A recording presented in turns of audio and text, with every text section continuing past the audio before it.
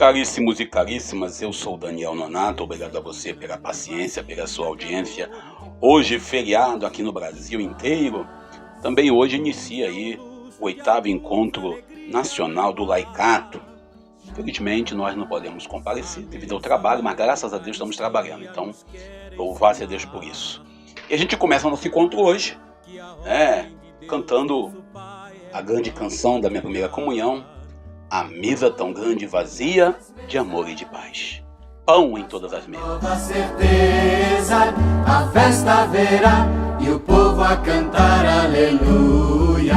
A festa haverá e o povo a cantar aleluia.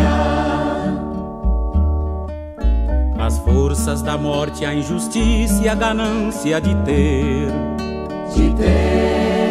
agindo naqueles que impedem ao pobre viver. E nessa nossa liturgia de hoje, Corpus Christi, festa do corpo e sangue do Senhor, uma tradição que tem aí mais de 800 anos, uns 800 anos, começou lá em 1200 e hoje nós já estamos já em 2025, mas a gente vai refletir um pouquinho hoje também da realidade, lembrando a todos que os 34 indiciados por fazer parte de uma BIM paralela, eles todos dizem que eles são inocentes. E ontem, o ex-presidente embusteiro, mor da nação, ele convocou a população, os seus seguidores, para comparecer na Paulista nos próximos dias para fazer número.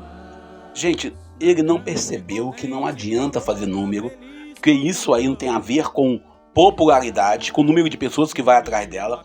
Lembrando que a multidão gritava que não crucificasse Barrabás.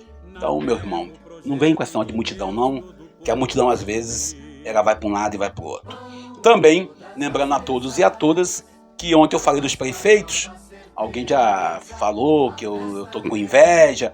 Gente, por que eu sempre tô com inveja? Seja do embusteiro da nação, seja dos prefeitos que viajaram. Gente, eu nunca deixo de ter inveja, tô ficando preocupado. Mas deixa isso quieto. Vamos nós para o Evangelho do dia. Hoje, Lucas capítulo 9, versículo 11b ao 17. Celebramos a festa do corpo e sangue do Senhor, Corpus Christi. Lembrando a todos que a gente, quando entra nessa festa, a gente entra com duas perguntas. Primeiro, será que nós celebramos o corpo do Senhor e a festa do Senhor com a verdadeira piedade popular? Será que nós deixamos que o corpo e o sangue do Senhor seja colocado de forma comum para todos? Recentemente, uma das minhas postagens lá no Facebook, surgiu lá um fiscal da vida alheia, ou um 001, zero esquerda, eu ia dizer que um palhaço, mas não quero ofender os palhaços, dizendo que esse ou aquele pode comungar. Domingo eu estive vendo uma missa na televisão, umas missas que eu vejo na televisão, e o cidadão falava assim: quem estiver preparado, se aproxime da mesa. Agora complicou. Mas deixamos quieto, né? A gente nunca pode dizer que fulano ou ciclano não está ou está preparado. É ousadia nossa querer dizer que fulano ou ciclano está pronto para a comunhão. Nesse trecho de Lucas, nós vemos uma multidão faminta. E os discípulos, tomando uma lógica que é muito comum, passam o problema para frente. E aí eles falam: olha, manda eles embora. Mas Jesus, ele, como bom pastor, ele desafia com firmeza. E ele coloca uma radicalidade ali: dá-lhes vós mesmo de comer. Jesus não propõe mágica, ele não é fada madrinha, ele convida a comunidade, ele convoca a comunidade ao chamado da partilha e o chamado da responsabilidade concreta diante da fome de um povo. 5 pães, 2 peixes, aparentemente nada, mas nas mãos do Cristo, que não despreza o pouco, e como diz a tradição, pouco com Deus é muito sem Deus não é nada, torna-se abundante.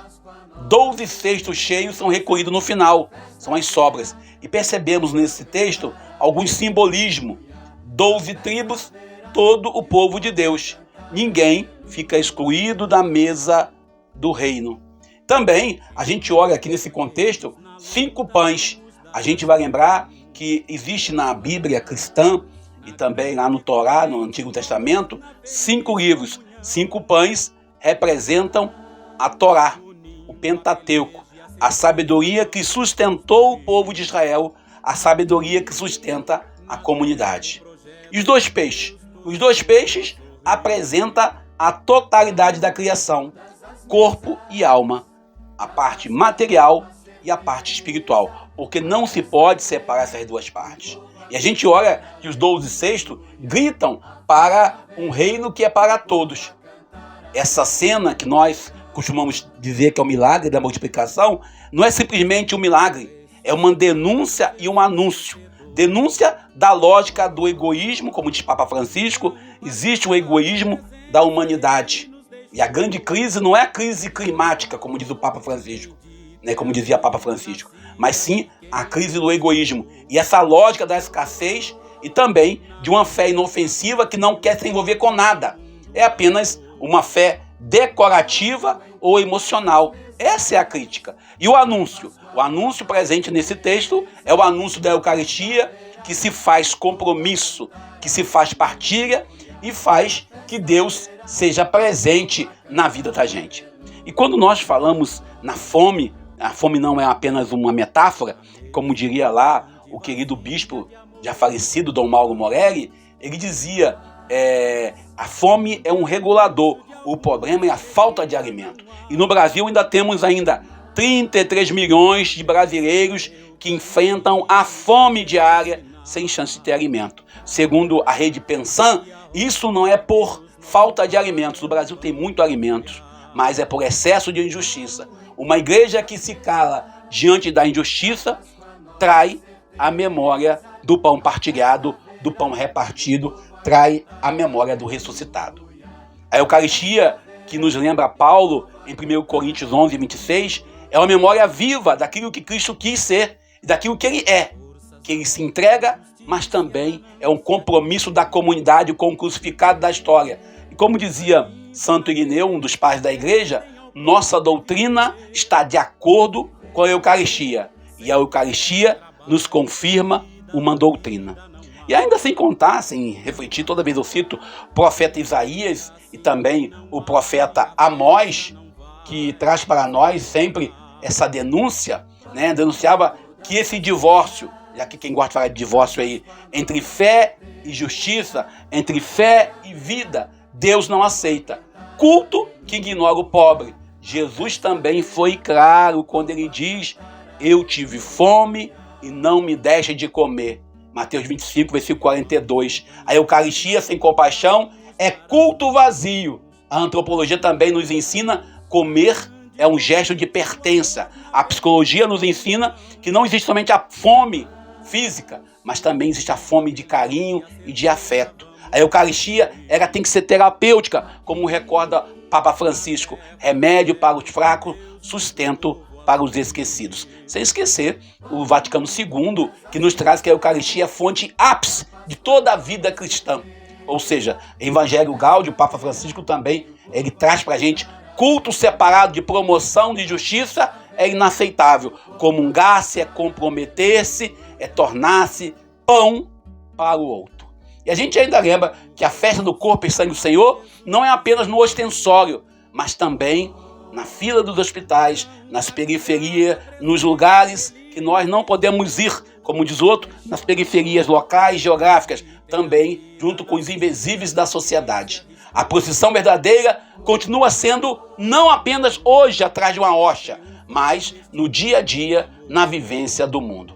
Corpus Christi deve nos lembrar e nos levar para uma verdadeira Eucaristia, quer dizer partilha, onde nós somos aquele pão repartido que se oferta, gerando dignidade e cuidado. E só assim nós podemos celebrar essa festa de hoje com a graça de Deus. Bem, eu vou parando por aqui, peço a você que deixe seu like, compartilhe esse vídeo, comente se você concorda. Se não concorda, comente também. E se você acha que está errado, denuncie. É isso aí. E coloque aí para alguém. E se achar que pode me processar, eu acesso também, seu encrenqueiro de primeira fila. Eu sou Daniel Nonato. Nos quer ensinar que a ordem de Deus, nosso Pai, é o pão partilhar. Pão em todas as mesas, da Páscoa nova certeza, a festa haverá e o povo a cantar aleluia. A festa haverá e o povo a cantar